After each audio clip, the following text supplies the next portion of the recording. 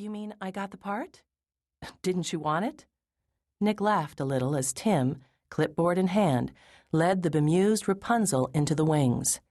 "Tim," he called, "ask the crew to wait for a few minutes, will you?" "Sure, boss," Tim replied. Turning to face Mr. Fortune, Nick said, "The biggest part cast. Now we just have to worry about the parents and the witch." "And the prince," Fortune reminded him. Nick was conscious of his impatience and tried to repress it. 4 actors showed up to audition for that part, and you dismissed all of them. We have to pick one of them. You replaced the notice on the front of the building? Yes, Nick admitted. You told me to, but I don't see what you hope to gain by it. We ran a notice in the papers for 3 days, setting today only for auditions. No one will wander in off the streets to read for the part. Not this late. You never know, Cyrus Fortune murmured. I'll make my decision by the end of the day. Have you assembled the stage crew? Nodding, Nick said, Of course. Most of them are people I've used before, though I couldn't get my usual foreman. They're moonlighting like the actors. Most of the sets will be built while we're rehearsing in the evenings, and on Saturdays, as usual. You've approved the set designs and the script.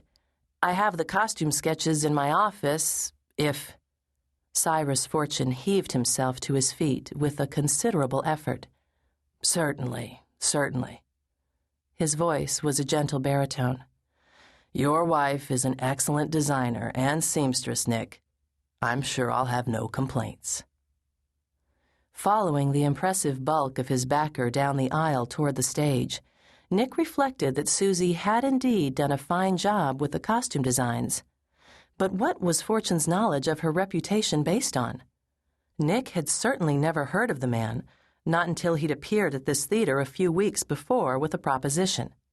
He would provide the financial backing for a production of Rapunzel, he'd said, with all profits going to local charities. Rapunzel, of all things. Susie had been delighted by the opportunity to design romantic costumes for a fairy tale, but Nick had nearly torn his hair out over the script. He had persevered, mainly because his generous backer had made a large deposit to the theater's bank account and, except in the area of the principal players, was placidly uncritical and did not interfere.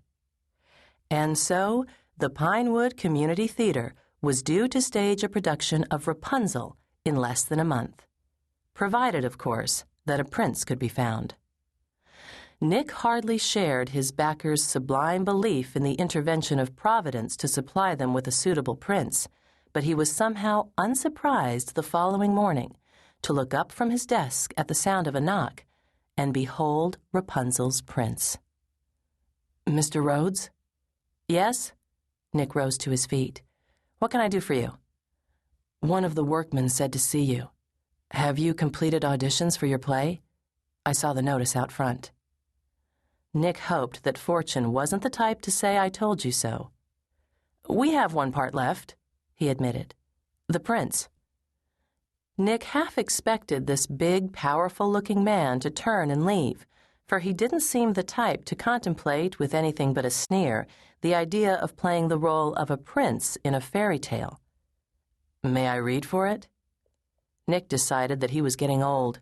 His intuition wasn't what it used to be. Certainly, he murmured.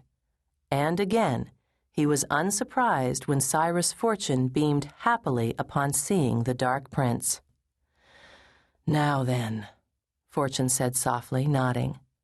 Now then, we'll see. Nick didn't have the nerve to ask what they would see. On Monday evening, Laura sat on one side of the stage, not quite in the wings.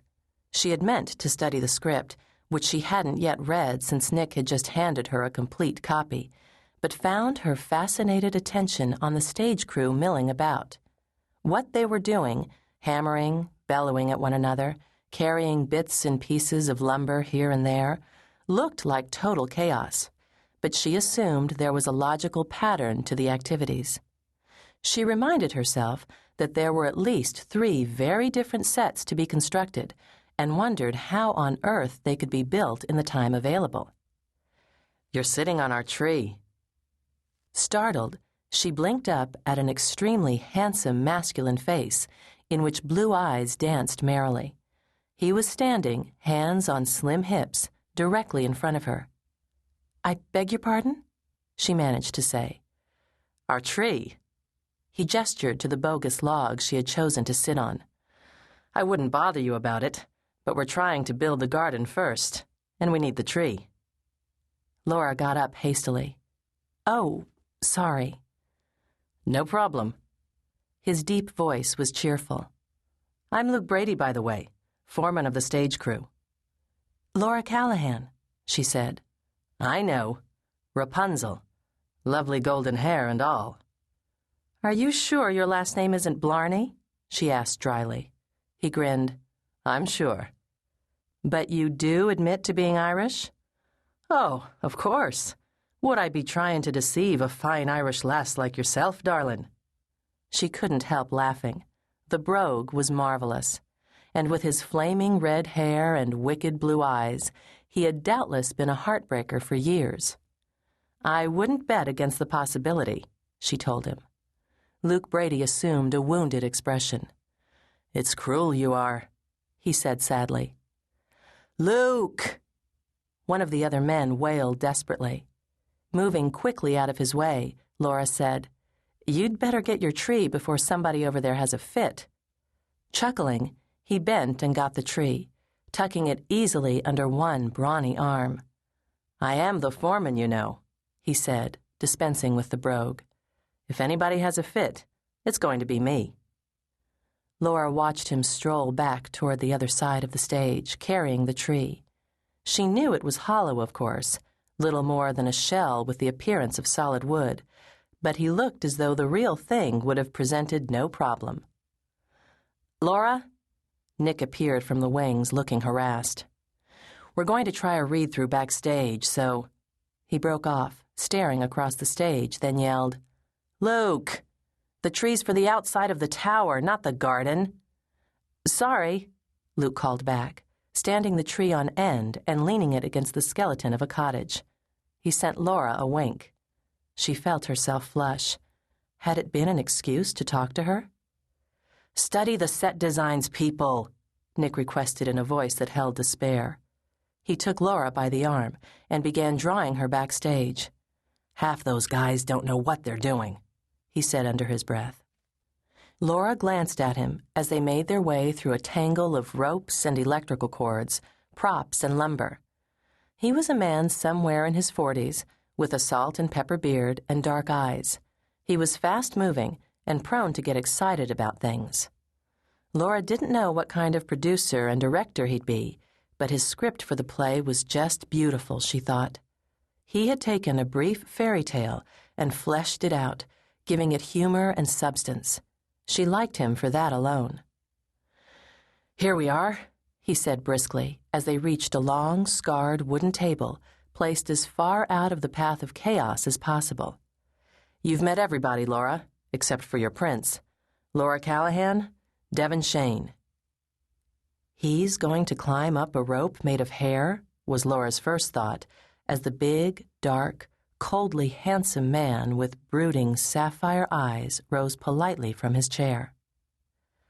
"Hello, Laura," he said, studying her with a detachment that made her feel as if she'd been stripped naked, weighed and measured, and was about to be examined coolly under a stark fluorescent light. "Hello," she murmured, taking the chair Nick indicated on the other side of the table from Devon. She felt wary, disturbed, and couldn't have said why, except for that dispassionate sapphire stare. She'd been instantly comfortable with everyone else she'd met since getting the part, but Devon Shane made her acutely uncomfortable.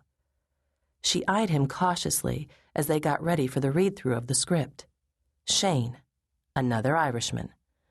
But this one wasn't cheerful and fiery like Luke. This man was black Irish, a dark, brooding Celt, with all the signs of a dangerous temper only an insanely reckless person would willingly rouse. He was hardly the pretty, charming prince of fairy tales despite being so handsome.